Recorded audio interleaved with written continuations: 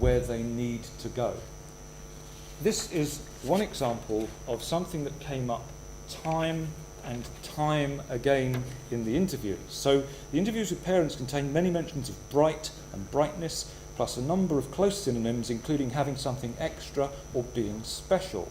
This was linked to certainty about capability and key elements of the child's future trajectory, and also sometimes to denigration of the white working class through contrasting an admiration for the bright and ambitious amongst some minority ethnic children. Now, in our research, it was primarily through discourses of middle-class brightness that class distinction was asserted and defended. And here's an indication of how much that came up. We had 251 interview transcripts, and in those transcripts there were 256 references to brightness made by parents and to some extent by children with no prompting from the interviewers. We didn't say, "Is your child bright?" For example. Now, there's an argument about, I could go into more detail there, but I think the point is that it's not unreasonable to say here that collectively these against the grain choosers were so confident about the brightness of their children and so confident about the realization of that capital, whatever it was, in scholastic terms, that they felt justified in making a riskier investment than the mainstream choosers of a neoliberal age. And this notion of misrecognition, I think, is more troubling. It's certainly, however, useful in the sense of a theoretical tool or heuristic device that helps us understand or tease out some of the social processes that are going on. So, having said that, and I want to turn now to my last sort of heading, which is to say a few things about the discomfort of the educational researcher, because I find all this very uncomfortable, having a history as an educationalist, as someone who, at times have seen my job as nurturing individuals and helping them get on and succeed in educational contexts.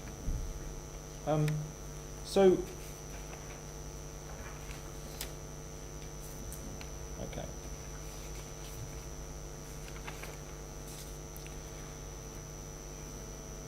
At the end of the book that I mentioned earlier, we talk about the research having been a difficult and painful process, and how many of the research team could be described as white, urban-dwelling, not all of them actually, but many white, urban-dwelling, first-generation middle class. Researching the white middle classes was often like holding a mirror up to ourselves. We were confronted with our own culpability, our own failings, our own conceits, our own assumptions, self-deceptions. Now, this kind of reflexivity is important. And I want to just mention that there's lots of different kinds. You probably would see this as obvious, but I think it's really important. There are lots of different kinds of reflexivity in research, particularly in social research. You can carry out a study, then have a little sort of roundup of its strengths and weaknesses. That's a very soft form of reflexivity. Probably not really worth having, perhaps, but people do it all the time. What Bourdieu is like many feminist writers here. He's talking about serious, constitutive reflexivity. A bit like, I'd say I was reminded very much when I first read Bourdieu in this area of something I'd not long read before by Reinhardt's, Reinhardt's, about reflexivity in research. So it's a strong notion of reflexivity, which is to say that if you want to be scientific, if you want to do useful work, you have to start by understanding your relationship to what you're studying. You have to put some work into saying, how am I related to this thing? What are my interests in relation to this thing? And that's, of course, completely opposite to the sort of classic positivist position, perhaps, which you could caricature as wanting total distance and trying to achieve, some sort of objectivity through distance. So it's the very reverse of that. Finally, I think there are three tensions worth mentioning between the general goals and values of educational purposes, perhaps the best ones, I don't know, and a Bourdieusian approach, which make it difficult to use Bourdieusian thinking here, but certainly not, doesn't make it a bad idea, it just makes it difficult. I think firstly there are tensions around interest. So in educational research we're accustomed to regarding personal proximity in educational processes as a bonus, albeit one that needs careful handling. The whole teacher as researcher tradition, for example, and much of the work collectively known as action research in the education community relies on utilising familiarity and making it strange. However, in Bourdieu's social theory this isn't enough. To do social science, then, as I was just saying, we need to analyse our own position vis-à-vis the object of study. Secondly, there are tensions around the unit of analysis. In education, we're accustomed to dealing with individuals, and they're the prime unit of education, actually. They're the prime unit of nurturing, encouragement, achievement, reward, celebration, and so forth. This is partly an observation, of course, about Anglo-Saxon culture. But we should note that the growth of psychology, and especially educational psychology, is roughly coterminous with the rise of state educational provision, not only actually in the UK, but in many places. And there's a long-standing interweaving of psychological concepts with educational policy, especially in assessment. In a sense, the psychologists got there first, and that seemed to give them a legitimacy, even though many of their fundamental concepts have been completely exposed as wanting. However, so for Bourdieu, the unit of analysis isn't primarily the individual, actually. And that's an important point to grasp, actually, because we weren't claiming to describe in a rounded fashion the character of those individual parents. You know, some of them are fantastic people. We're describing what it is in their actions that tell us about the sociality of their actions. We're describing them as individuals, as social actors.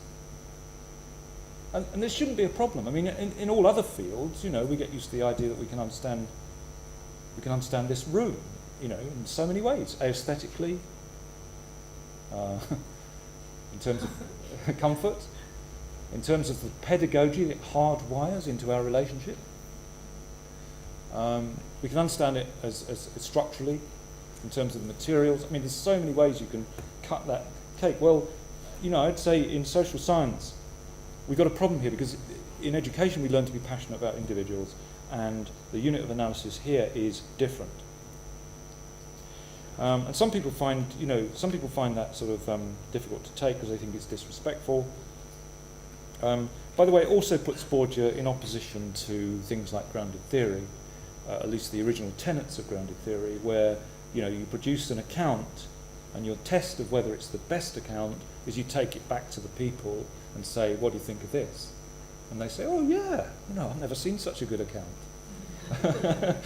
Imagine doing that with our findings here. Taking it back to the parents and saying, "Oh, risky investment." Instrumentalism in a way. They don't say, "Yeah, sure." They're probably a bit upset really. That, the point is that for Bourdieu, they wouldn't be in a position to judge the quality of that analysis because they haven't done the research.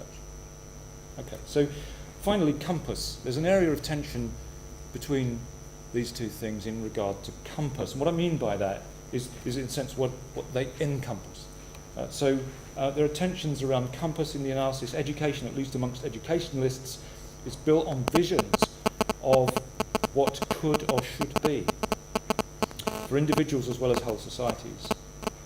It's congenitally, perhaps infectiously optimistic.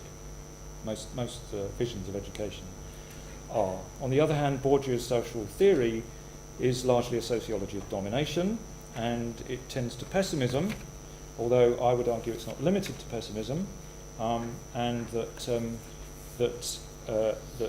there's a lot to be said for Bourdieu's claims that we should be public intellectuals as people who research and have the tools of researching. So finally, all this matters because as educationists and social scientists, many of us are implicated and caught up ourselves in various practices that sustain and generate social inequality. We can't not do that. We're human. We're in societies. Secondly, if we care about social justice, we have to recognise and challenge those practices. This entails a deep form of reflexivity as advocated by Bourdieu and some feminist thinkers, and those with research capacities have to try to be public intellectuals. That's Bourdieu's strong message to us about all that. So there we go, a bit of a Cook's tour, and I hope you didn't fall asleep too much during that after lunch. Okay, thank you.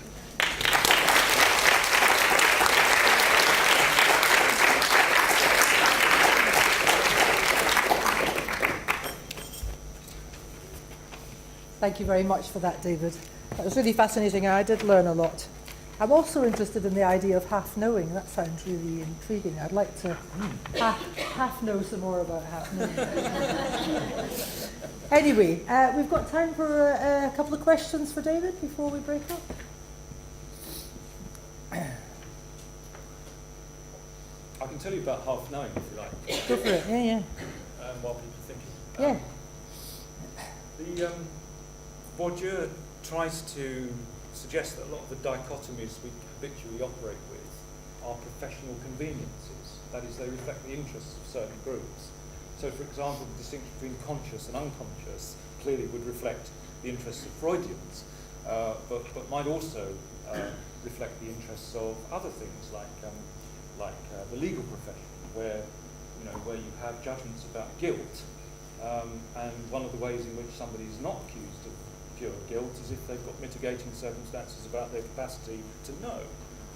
So it's a very functional definition or distinction. Yet Bourdieu also demonstrates that a lot of the time we do things semi-automatically, a bit like driving a car. That's a very good example actually, because if you drive a car and somebody runs out in front of you and you don't stop, suddenly the whole account is about cognition, rationalisation and reaction. But up to that second it wasn't. It was about doing something you do. You just do. And social practice is like that. You just do it most of the time. So I think that that's one of the ways in which conscious unconscious sort of breaks down in this approach. Yeah. It's interesting because quite a lot of stuff is going on on those borders of conscious and unconscious these days, aren't they? That driving thing is partly before you have the crash, you're doing it with your body, whatever that means. That's right. That's right. That's right. Up there, and then Lisa.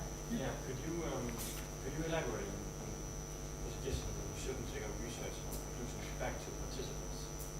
Because if I heard you correctly, you mentioned that we shouldn't do this because they weren't able to evaluate because they haven't done any research themselves. Okay. I wouldn't say that you shouldn't do it. I think you should do it. The mistake would be to see it as the acid test of a valid analysis. And I'm afraid there are people who do that. There's a whole bunch of educational action researchers, amongst them Jack Whitehead, wasn't Roth, and his friends, who lovely people, yes, they research situations using a form of action research, very faithful to the origins actually of action research. But then their final stage is what they call validation. They take the account back to the group, usually their professional team, back to the group and say, is this the best account we can get? And the professionals will say, yeah, that's pretty good. Yeah, we'll go with that. And job done. That's a validation. Now, I've immense problems with that. Because it seems to me that we can't have it both ways. If we, as a social scientist, I can't sort of assume that groups of professionals like certain sections I mentioned yesterday, certain sections of the Metropolitan Police, capable of judging whether or not they're racist, institutional whereas teachers, I'll just take their word for it because they're good people. I can't, that's inconsistent. I can't do that. So I think I regularly do go back to participants and in research and say, do you think I've got this right? But that's at the stage of data. It's not taking an analysis factor and saying, is this the best account that there is? That's a good question for it. And I don't expect that myself in any other field of life. I don't expect physicists to check out with me whether their latest theory of dark matter is better than the last one. I hope that. Yeah, it kind of makes sense. Lisa? Yes, going back to your explanation of path knowing, and the way that we do things habitually so we don't even think about what we're doing sometimes, does that also then produce misrecognition because our practices are invisible because we're not thinking about them? Absolutely. So, I think it's particularly clear with assumptions about capacity, about capability. Roger talks a lot in some of his work about distinction and things appearing natural. For example, good taste appears natural. But of course, it isn't. It's ultimately arbitrary, but it's selected and refined through time, through disposition, through exposure. And of course, Borgia is making some points, people make the opposite. Jane Austen's novel is brilliant, for example, pointing out how one form of capital doesn't always translate to another. The new money in Jane Austen's novels, they're never quite respectable, are they? They're merchants, they don't have the refinements, and it becomes terribly important. And I would argue it is, something at a slightly different time. So yes, that not knowing is connected to this idea of, or half knowing is connected to this idea that distinction seems natural, and the cause or effect are attributed to other realms of meaning. Referring back to the previous question, the gentleman asked, what do you think about triangulation or cross-checking of data? What do you think about these two things? I think as a sort of technique, you can place too much faith in the concept of triangulation. Okay. However, it's something I'm quite passionate about as well, in a certain way. So, take some research I did on classrooms not long ago. I was very interested in getting three kinds of data and then comparing them. So I visited the classrooms and I was observing and making notes. Afterwards I interviewed the teacher and a couple of the students. So now I've got three accounts of something, three different accounts of something. My own, the teacher's, the students, although in a sense they're all mine, of course. And what that does is I think that produces both confirmations and challenges. It certainly can alert you to things that in fact things aren't seen in one way. It can alert you to the idea that there are power differentials in the situation, that you don't necessarily have to believe the teacher's version or the pupil's version or whatever it might be. So in that sense, triangulation is a useful idea. Okay, well I think probably that's a good point to stop and we can break up into our groups. So can I first of all thank David again, please.